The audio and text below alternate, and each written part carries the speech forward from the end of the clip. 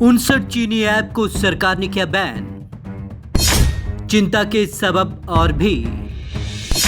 भारतीय कंपनियों में भी चीन ने कर रखा है निवेश। निवेश की आड़ में डेटा कर रहा चोरी। चीन की चालबाजियों, दगाबाजियों और खुराफात हरकतों से आजिज आकर केंद्र सरकार ने 59 चीनी ऐप पर बैन लगा दिया। सरकार ने इन ऐप को देश की संप्रभुता, अखंडता और सुरक्षा के लिए खतरा बताया और आईटी एक्ट 2009 की धारा 69(a) के तहत इन पर बैन लगा दिया। लेकिन सवाल ये उठ रहा है कि क्या केवल इन ऐप्स पर बैन लगाना ही काफी है? इसलिए उठ रहा सवाल। ये सवाल इसलिए उठ रहा है क्योंकि इन ऐप्स के अलावा भी चीन की कई ऐसी कंपनियों में निवेश कर रखा है जो चीन की कंपनियां नहीं हैं, भारतीय कंपनियां हैं। फिर भी उनमें चीन ने प्रत्यक्ष या अप्रत्यक्ष रूप से निवेश कर रखा है। चीन में स्पष्ट नियम है कि चीन की हर निजी कंपनी को हर तरह का डेटा सरकार को देना पड़ता है। यही नहीं, अगर चीन के बाहर किसी कंपनी में चीनी कंपनी का निवेश है तो उस कंपनी का डेटा भी चीनी कंपनी के जरिए चीनी सरकार को देना पड़ता है। जानकार कहते हैं कि चीनी निवेश से चलने वाली कंपनियां भी भारत में यूजर की निजता और दूसरे पहलुओं के लिहाज से खतरनाक साबित हो सकती हैं। न केवल सीमा पर बल्कि दूसरे देशों के लोगों की निजी जिंदगियों में भी घुसपैठ कर रखा है। इन कंपनियों में भी चीनी निवेश। बिग बास्केट भारत की सबसे बड़ी ऑनलाइन ग्रोसरी स्टोर चेन बन चुकी है। चीन ने निवेश के आड़ में भी यहाँ भी हमारी निजी जिंदगी में घुसपैठ कर रखी है। बायजूस ऑनलाइन एजुकेशन देने वाला सबसे बड़ा प्लेटफॉर्म है, लेकिन चीन ने एजुकेशन की आड़ में यहाँ भी जबरदस्त तरीके से घुसपैठ कर रखी है।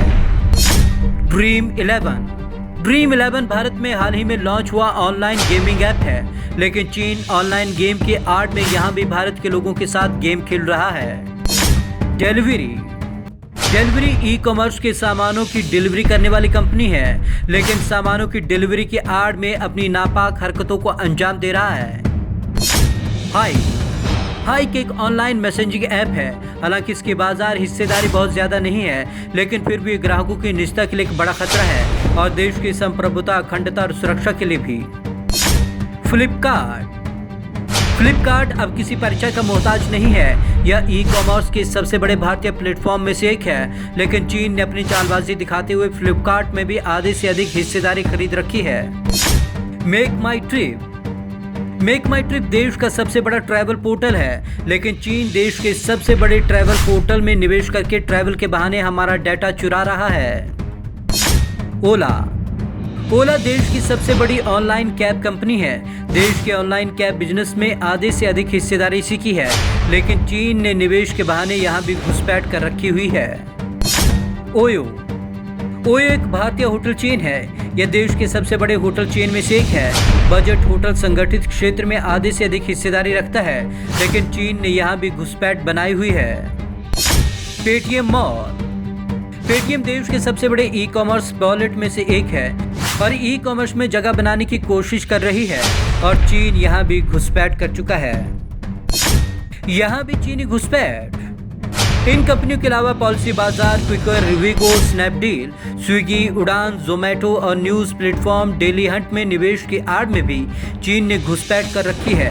जाहिर है इन सब पर भी लगाम लगाने की जरूरत है, तभी हमारी प्राइवेसी सुरक्षित रह पाएगी और हमारा डेटा भी। Bureau report, Punjab Kesari TV, Chandigarh.